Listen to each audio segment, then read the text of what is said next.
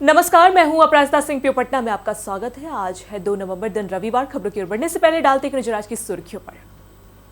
North western railway apprentice पदों के लिए ऑनलाइन आवेदन। पटना में आज मोदी का मेगा रोड शो, 24 घंटे मेडिकल निगरानी जारी। स्वरोजगार के लिए महिला सहायता योजना में नए बदलाव। 10वीं-12वीं सेंटा परीक्षा की तिथियां हुई घोषित। मोंथा तूफान से ठप पड़ा चुनावी प्रचार अभियान। चलिए बढ़ते हैं कि इस बड़ी खबरों की ओर विस्तार से। नॉर्थ वेस्टर्न रेलवे अप्रेंटिस पदों के लिए ऑनलाइन आवेदन। रेलवे रिक्वायरमेंट सेल आरआरसी ने नॉर्थ वेस्टर्न रेलवे में 2162 अप्रेंटिस पदों पर भर्ती निकाली है। आवेदन की आखिरी तारीख आज है। भर्ती अजमेर, बीकानेर, जयपुर और जोधपुर के लिए है। न्यूनतम योग्यता 10वीं पास और संबंधित ट्रेड में ITI, NCVT, SCVT होना आवश्यक है। उम्र सीमा 15 से 24 साल है। आरक्षित वर्ग को छूट मिलेगी। चयन 10वीं और ITI अंकों के आधार पर मेरिट लिस्ट और डॉक्यूमेंट वेरिफिकेशन से होगा। आवेदन ऑनलाइन rrcjaipur.in पर करना होगा। फीस SC, ST, महिला, PWD के लिए निःशुल्क, अन्य के लिए 100 है। स्टाइपेंड रेलवे नियम अनुसार मिलेगा। पटना में आज मोदी का मेगा रोड शो, 24 घंटे मेडिकल निगरानी जारी। आज प्रधानमंत्री नरेंद्र मोदी ने पटना रोड शो के मद्देनजर शहर के प्रमुख अस्पताल PMCH, IGIMS और एम्स को हाई अलर्ट पर रखा गया है। दिल्ली से आई विशेषज्ञ टीम ने अस्पतालों का निरीक्षण कर सभी आपात चिकित्सा सुविधाओं की उपलब्धता सुनिश्चित की है। स्वास्थ्य विभाग ने 24 घंटा आपातकालीन निगरानी के लिए विशेष मेडिकल टीमें और कंट्रोल रूम तैनात किए हैं। कार्डियोलॉजिस्ट, न्यूरोसर्जन, एनेस्थेटिक सहित विशेषज्ञ डॉक्टर अपने दलों के साथ प्रतीक्षा में रहेंगे। अस्पतालों में advance life support, ambulance, trauma care और जरूरी दवाओं की व्यवस्था की गई है ताकि किसी भी आपात स्थिति से तुरंत निपटा जा सके। स्वरोजगार के लिए महिला सहायता योजना में नए बदलाव। ग्रामीण विकास विभाग की महिला रोजगार योजना के तहत महिलाओं को स्वरोजगार के लिए 10,000 रुपए वित्तीय सहायता दी जा रही है, जो ऋण नहीं बल्कि मदद है।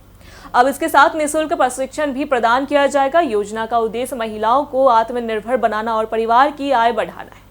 हाट बाजार के माध्यम से उनके उत्पादों की बिक्री भी सुनिश्चित की जाएगी। पहले चरण में राशि का सदुपयोग करने वाली महिलाएं 2 लाख रुपए तक की अतिरिक्त सहायता के लिए पात्र होगी। अब तक लगभग 1.5 करोड़ महिलाओं के खाते में राशि पहुंचाई जा चुकी है। सिलाई, किराना, गोपालन, मुर्गी पालन और अन्य स्वरोजगार गतिविधियों में आवेदन किया गया है। 10वीं-12वीं सेंटा परीक्षा की तिथियां हुई घोषित। बिहार बोर्ड ने 10वीं और 12वीं की सेंटा परीक्षाओं की घोषणा कर दी है। इंटर की परीक्षा 19 से 26 नवंबर और मैट्रिक की 19 से 22 नवंबर तक होगी। केवल 75% उपस्थिति वाले छात्र ही परीक्षा में शामिल हो सकेंगे। इसमें शामिल होना और उत्तीर्ण होना 2026 की वार्षिक परीक्षा के लिए अनिवार्य है। अनुपस्थिति या अनुत्तीर्ण छात्र मुख्य परीक्षा में भाग नहीं ले पाएंगे। परीक्षा 2 पाली में होगी। पहली 9:30 से 12:45 और दूसरी 2 से 5:15 तक। दिव्यांग छात्रों को लेखक रखने की अनुमति दी गई है। परिणाम दिसंबर की शुरुआत तक जमा करने होंगे। 10 बाद भी पटना सिटी जाम की जकड़ में। पटना सिटी क्षेत्र में दशकों से जारी जाम की समस्या अब विकराल रूप ले चुकी है। अशोक राजपथ और आसपास की सड़कों पर हर दिन हजारों लोग घंटों जाम में फंसे रहते हैं। मरीज, छात्र और नौकरी पेशा लोग भारी परेशानी झेल रहे हैं। स्थानीय लोगों का आरोप है कि प्रशासन और नगर निगम की उदासीनता के कारण स्थिति जस की तस है। अतिक्रमण, अव्यवस्थित यातायात और पुलिस की लापरवाही जाम का प्रमुख कारण है।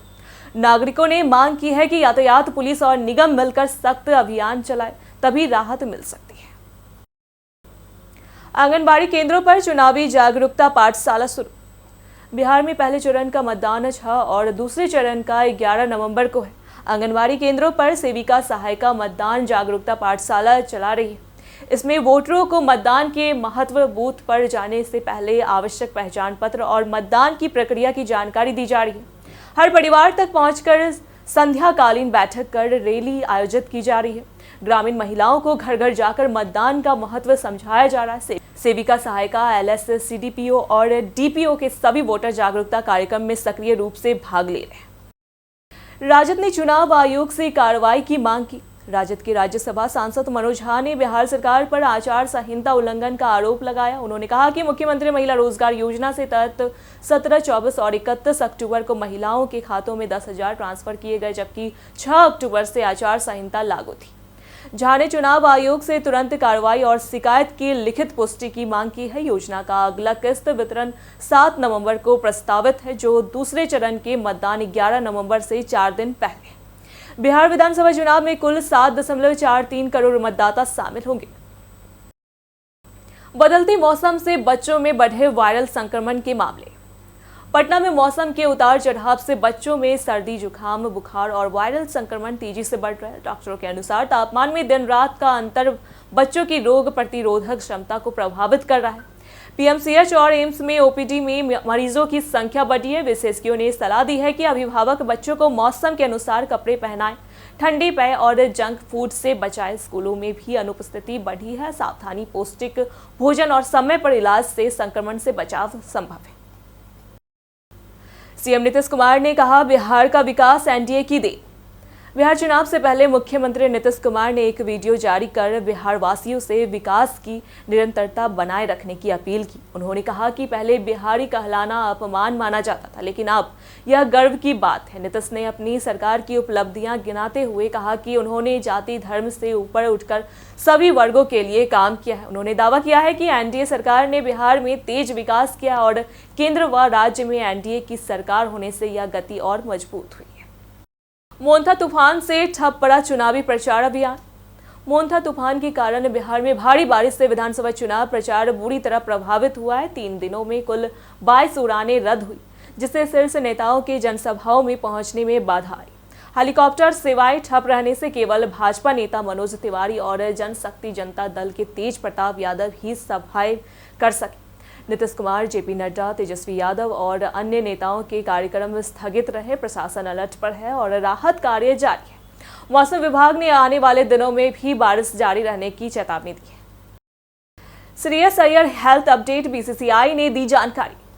भारतीय क्रिकेटर श्रेयस अय्यर को ऑस्ट्रेलिया के खिलाफ तीसरे वनडे में फील्डिंग करते समय पसली में गंभीर चोट लगी थी। उन्हें सिडनी के अस्पताल में भर्ती कर आईसीयू में उपचार किया गया। बीसीसीआई ने बताया कि अय्यर की रिकवरी संतोषजनक है और उन्हें अस्पताल से छुट्टी मिल गई है। हालांकि अभी वे सिडनी में विशेषज्ञों की निगरानी में रहेंगे और भारत लौटने में समय लग सकता है। अय्यर ने सोशल मीडिया पर अपनी रिकवरी की जानकारी दी और प्रशासकों को धन्यवाद कहा। उनकी चोट के कारण वे T20 सीरीज से बाहर है। सीबीएसई ने एक्सप्रेशन सीरीज का किया ऐलान। सीबीएसई ने 2025 से 26 सत्र के लिए एक्सप्रेशन सीरीज की घोषणा की है, जिसमें कक्षा 3 से 12 तक के छात्र भाग ले सकते हैं। इसका उद्देश्य छात्रों की रचनात्मकता को बढ़ावा देना है। प्रतियोगिता 4 वर्गों में होगी। प्राथमिक 3 से 5, मिडिल 6 से 8, माध्यमिक 9 से 10 और वरिष्ठ माध्यमिक 11 से 12। इसमें निबंध लेखन, पेंटिंग और कविता जैसी गतिविधियां शामिल है। स्कूल स्तर पर 7 से 20 नवंबर तक प्रविष्टियां जमा की जाएगी।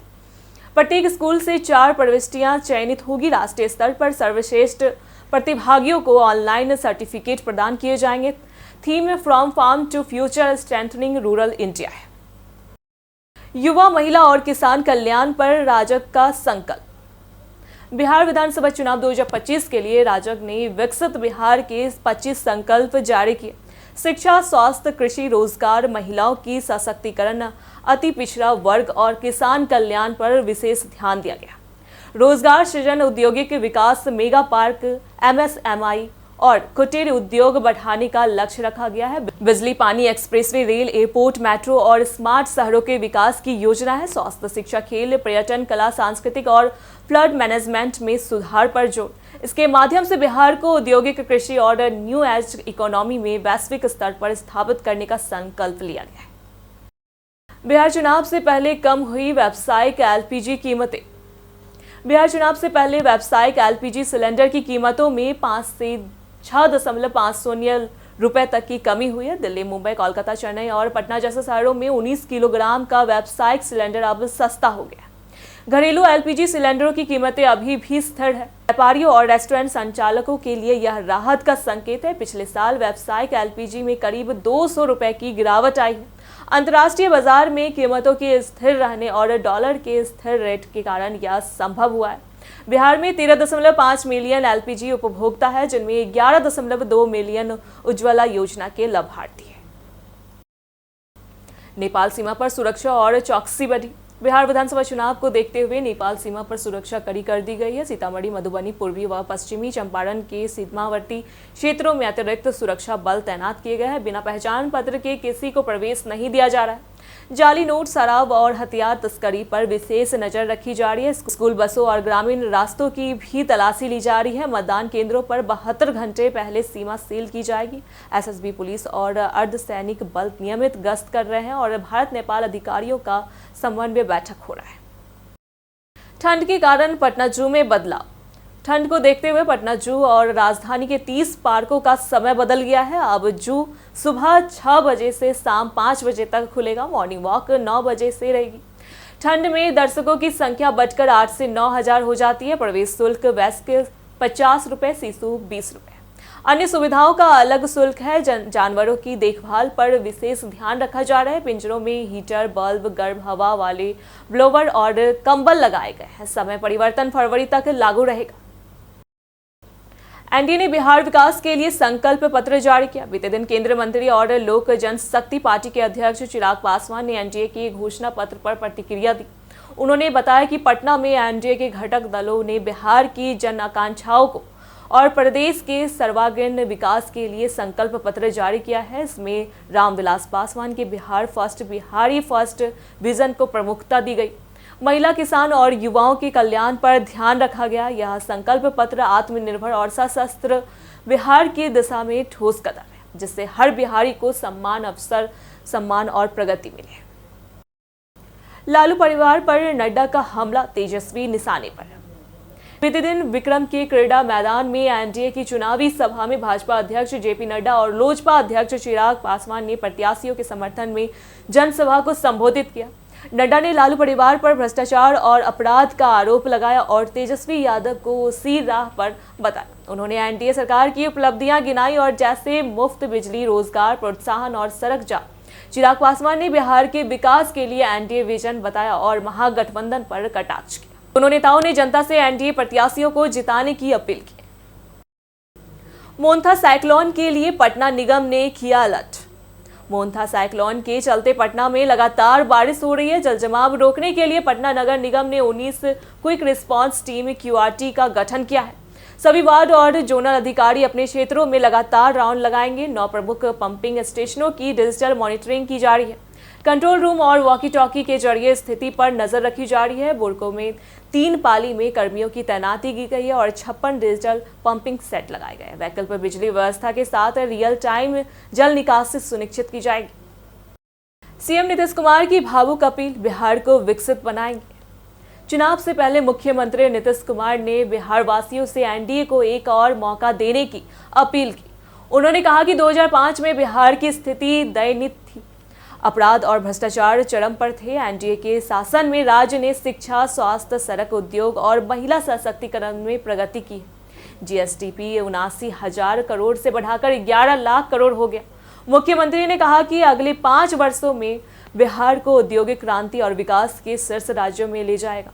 उनका लक्ष्य सुशासन, रोजगार और युवाओं को सशक्त बनाना है। बैंक और शेयर बाजार नवंबर में 11 दिन बंद। नवंबर में अलग अलग राज्यों में कुल 11 दिन बैंक बंद रहेंगे। इसमें 5 रविवार, दूसरे और चौथे शनिवार के अलावा 4 अन्य छुट्टियां शामिल हैं। आरबीआई कैलेंडर के अनुसार इन दिनों बैंक में सामान्य कामकाज नहीं होगा। बैंक से जुड़े जरूरी कामों के लिए लोगों को इन छुट्टियों को ध्यान में रखना होगा। हालांकि ऑनलाइन बैंकिंग जैसे यूपीआई, आईएमपीएस, एनईएफटी, आरटीजीपी और एटीएम जैसे सेवाएं इन छुट्टियों में भी चालू रहेगी। वहीं शेयर बाजार में भी 11 दिन ट्रेडिंग बंद रहेगी, जिसमें 5 रविवार, 5 शनिवार और 5 नवंबर को गुरु नानक जयंती शामिल है। बीते दिनों जिन्होंने हमारी वीडियो पे लाइक और कमेंट किए थे उनके नाम है अमरजीत कुमार, राकेश मिश्रा, मनोज दास, संजीव कुमार। इसी के साथ बढ़ते हैं आज के सवाल की ओर। आज का सवाल है, अगर आपको मौका मिले प्रधानमंत्री मोदी जी से एक सवाल पूछने का, तो आप क्या पूछेंगे? आप अपना जवाब हमें हमारे कमेंट बॉक्स में जरूर दें। ऐसी जानकारी के लिए देखते रहे प्योर पटना।